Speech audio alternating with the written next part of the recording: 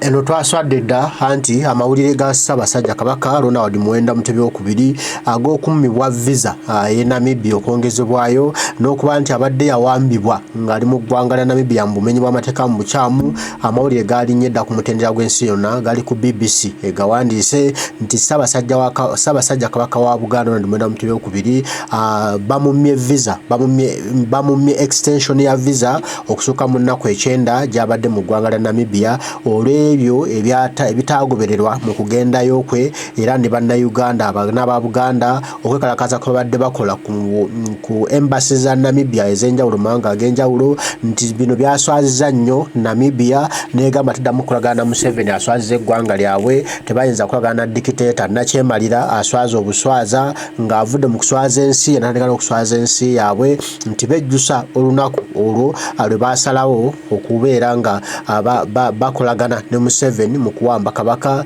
ne bagamba ebyo tebagenda kubikkiriza. Kati nno amawulire gali ku BBC twaswadde dda eno kansoke ndowooza mbiyiteyitemu olabe ki ekiri ate ku BBC era kiki kye bagamba nti Namibia refuses to extend visa for Ugandan monarchy nti Namibia egaanye okwongezaayo visa ya Kabaka eri mu ggwanga lyabwe erya Namibia.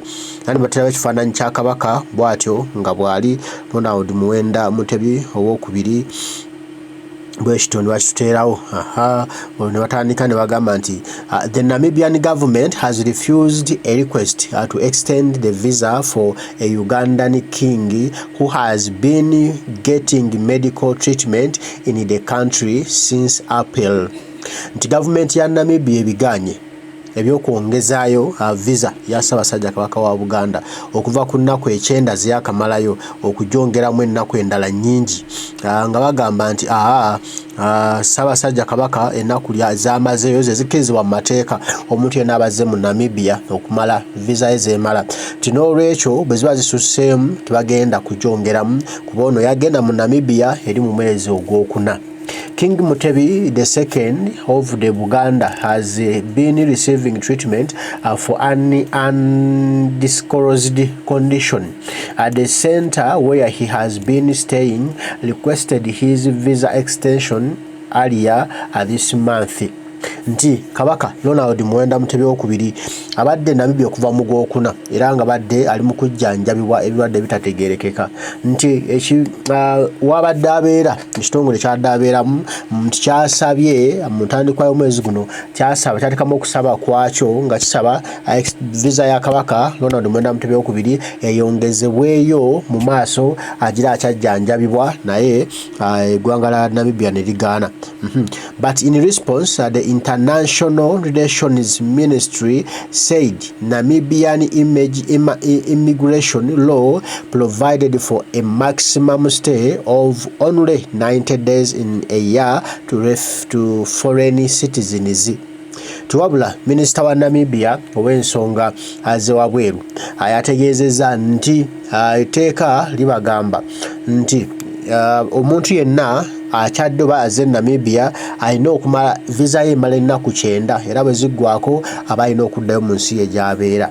N'agamba nti this comes weeks after authorities reportedly expressed displeasure over protests by Ugandan activists at Namibian diplomatic missions.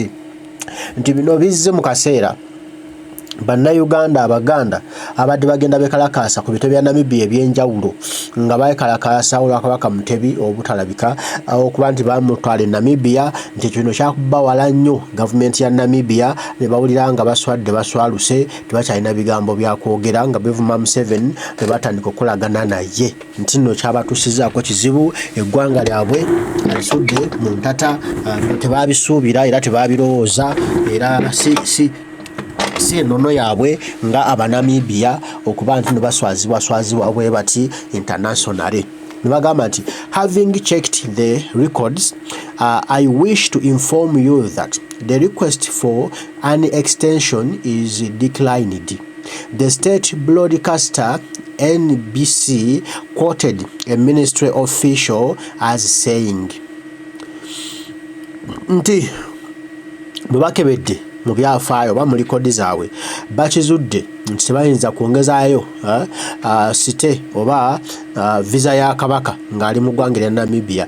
Era okusinziira ku TV y'eggwanga lino lya Namibia, NBC, Namibia Broadcasting Corporation, yakootinze minisita ng'agamba nti tebagenda kubikkiriza bakooye omuliro ogubatuddemu bedusa olunaku lwe baakolagana ne Gen. Museveni. N'agamba nti the Ugandan envoy in South Africa said recently that Namibian authorities were unhappy over the harassment of their diplomatic officials regarding the King's City. Nti ekibinja ky'Abannayuganda oba ababedde ba Uganda mu ggwanga lya South Africa baavuddeyo ne bategeeza nti abakulembeze ba Namibia si basanyufu n'omulundi n'ogumu olw'okuba nti Bannayuganda Abaganda abaagala kabaka waabwe batamanyi biki bimukwatako biki waki yagende Namibia okwekalakaatibwadde bajja bakola ku bitebe bya Namibia kwabamazeemu amaanyi ne basalawo nti twesonyiwe kabaka w'abantu tumwesonyiwe tagenda kuwambibwa kubeera eno.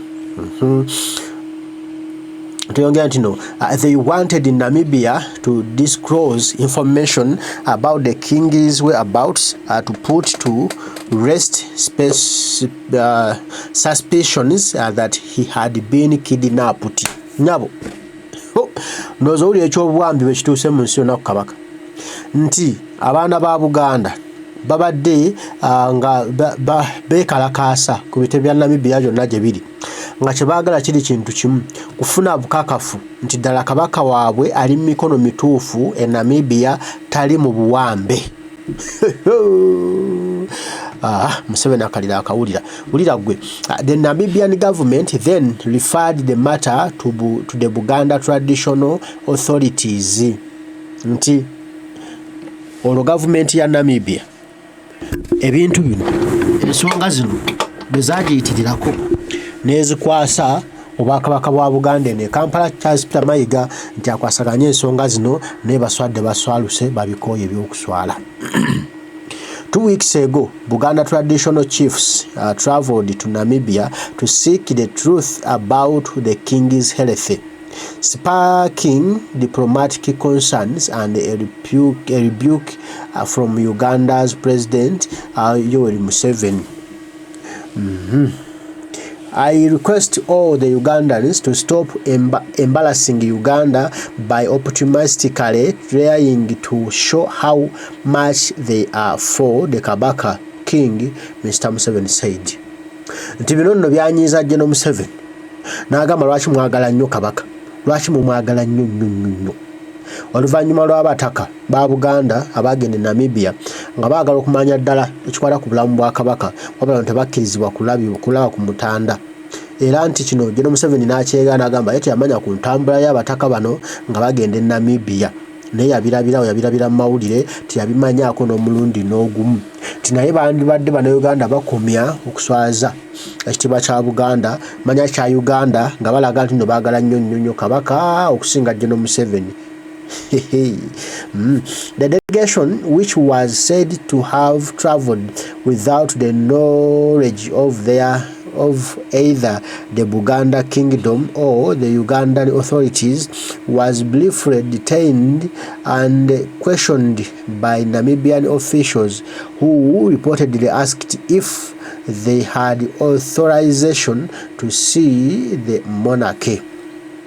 Nti ekibinja kino ekyabajjajjaffe abataka b'obusolya kyagenda e Namibia nga bali bagenze okulaba kabaka n'embeera gy'alimu wabula bano baalemesebwa ab'ebyobuyinza e Namibia nga bagamba nti baagala bamanye oba ddala baali bakkiriziddwa ab'ebyobuyinza mu bwakabaka bwa Buganda kyokka nga bataka b'ebyobuyinza mu bwakabaka bwa Buganda kabaka waatali be babeerawo naye kati bakyalina buyinza. My God, tukoze ekigambo. They had gone to though the Buganda king had addressed his even though the Buganda king had addressed his subjects through a pre-recorded video where he spoke about his improving health and expressing hope that he would return soon. Jabataka bano mu kugenda Kabaka wa Buganda yali amaze okukola akatambi aka recording oba akamalebozi n'ebifaananyi n'akaweereza eri Obuganda ngayogera ku mbeera ze, naye bo baasalawo bagende okusobola okuzigulira ddala ekituufu ekiri ku bulamu bwa Ssaabasajja Kabaka wa Buganda Ronald Muwenda Mutebi II, and expressing hope that he would return soon. Okay, where he spoke about his talent nti akatambi kano kayogeddeko eri abantu be ku bulamu mbeera y'obulamu bwe era n'abasuubiza nti agenda kuba akomawo amangu ddala. On Wednesday, the Namibian newspaper quoted a state official saying that it was no practice for a foreign national who had stayed for 90 days to return to their country. Kino kya mateeka era kyakugoberera nnyo.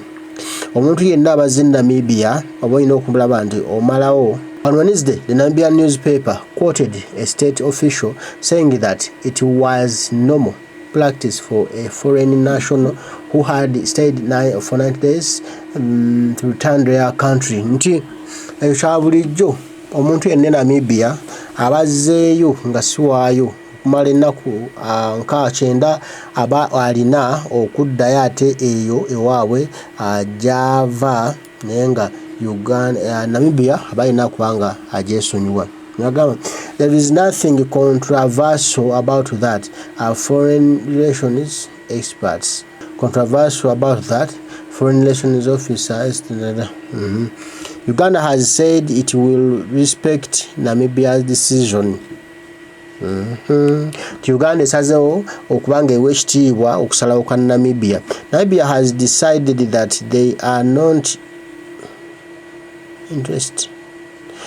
interested in this. Has decided that they are not interested in this kind of bad publicity, and we should respect their position.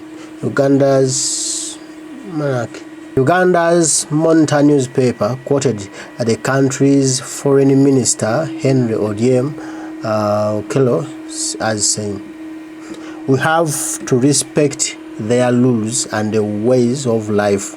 Since Kabaka went to Namibia, many people have turned the country into a market where the center.